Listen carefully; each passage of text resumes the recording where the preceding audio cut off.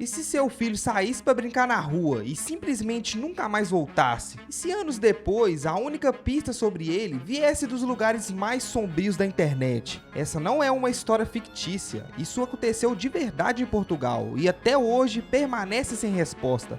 Vamos descobrir tudo isso agora, então vem pro vídeo.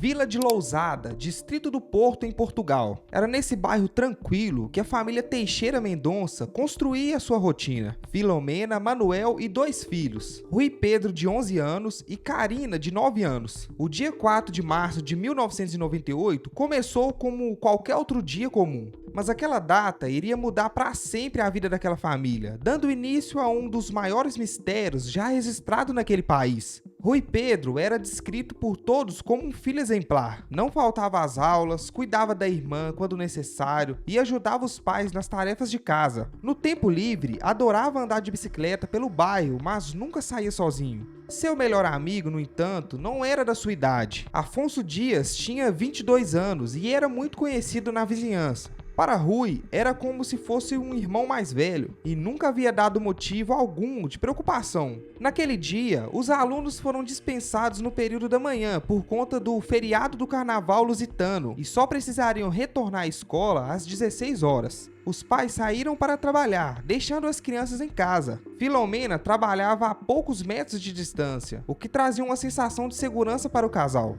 Na hora do almoço, ela voltou para casa, alimentou os filhos e retornou ao trabalho por volta das 13 horas, tudo dentro da normalidade. Por volta das 14 horas, Rui Pedro apareceu no escritório da mãe pedindo para andar de bicicleta com Afonso pelo bairro. No início, Filomena negou, como se o instinto dissesse que daquela vez não era para deixar, mas acabou cedendo. Às 18 horas, o telefone tocou. Era a professora de Rui, preocupada porque ele não havia aparecido para as aulas da tarde. Filomena sentiu o chão desaparecer sob seus pés. De volta para casa, Karina estava sozinha assistindo televisão, sem saber nada do irmão. Filomena vasculhou cada canto em busca de um bilhete, um recado, qualquer pista que indicasse onde o filho poderia estar. E não havia absolutamente nada. Quando Manuel chegou, ainda tranquilo, foi surpreendido pela esposa na porta, em desespero. Rui havia sumido sem deixar rastro. O casal começou a procurar pelo bairro por conta própria.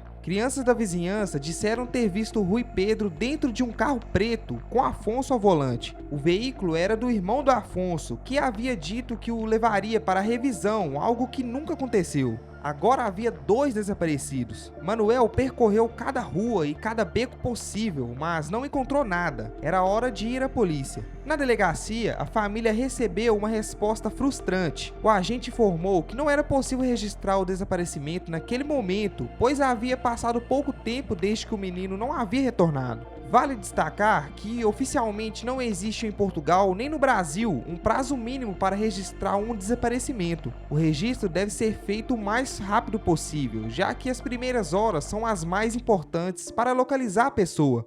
A família passou a noite sem dormir, aguardando qualquer notícia.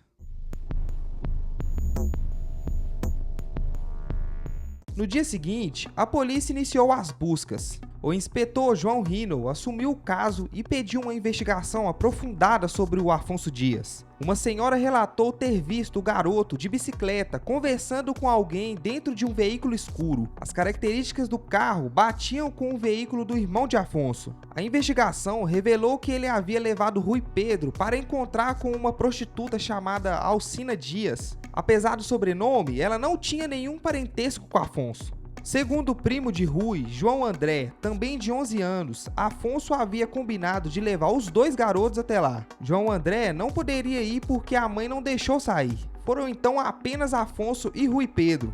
Em depoimento, Alcina diz que Rui Pedro desceu do carro visivelmente abalado e em lágrimas, afirmando que Afonso o havia forçado a ir até lá. Ela tentou acalmá-lo e perguntou se os pais sabiam onde ele estava. O garoto disse que não. Alcina ainda relatou que tentou dar seu depoimento às autoridades outra vez, mas que nunca havia conseguido identificar Afonso pelo nome. Somente em 2011, durante o julgamento, ela o identificou oficialmente. Em seguida ao ocorrido naquele dia, o garoto entrou no carro novamente e partiu com Afonso. Afonso foi levado para o interrogatório no dia seguinte ao desaparecimento. Visivelmente nervoso, confirmou ter levado Rui Pedro até a oficina, mas afirmou que diante da recusa do garoto, o teria deixado próximo à bicicleta, perto de casa. A informação era contraditória, já que a bicicleta havia sido encontrada pela polícia sem nenhum sinal de Rui. Durante o depoimento, Afonso ainda fez uma declaração que chamou atenção.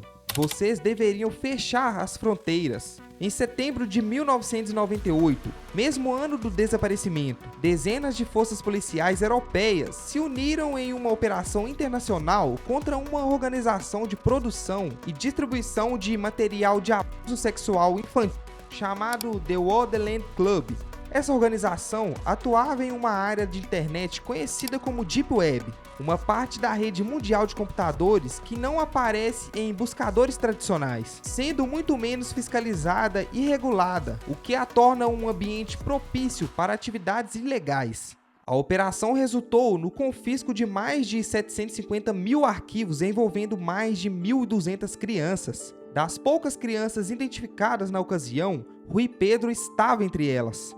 A notícia trouxe uma mistura de esperança e desespero para a família, já que não havia nenhuma pista sobre onde, quando ou por quem aquelas imagens haviam sido produzidas. Ao longo dos anos, diversas pistas surgiram e foram descartadas. Em abril de 1998, um comentarista político fotografou, sem saber, um garoto que supostamente se parecia com Rui Pedro durante uma viagem à Europa.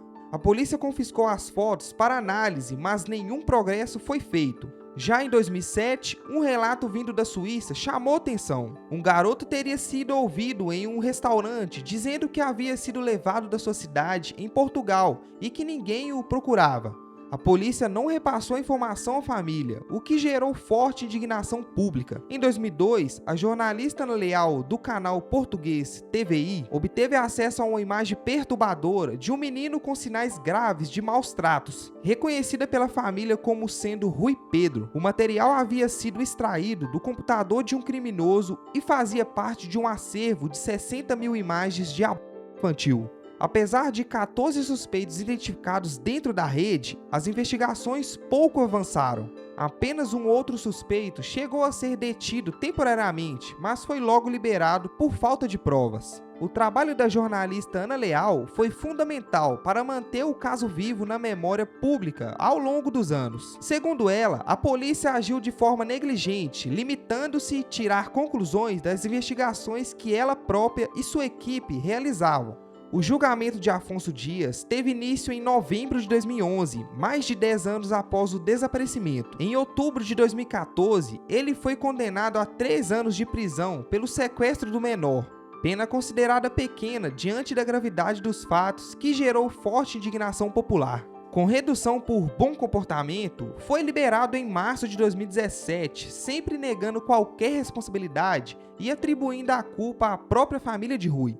Até hoje, o paradeiro de Rui Pedro é desconhecido. Nenhuma das pistas investigadas ao longo de mais de 2 décadas resultou em uma resposta concreta para a família. O que você acha que aconteceu com o Rui Pedro? Deixa aí nos comentários.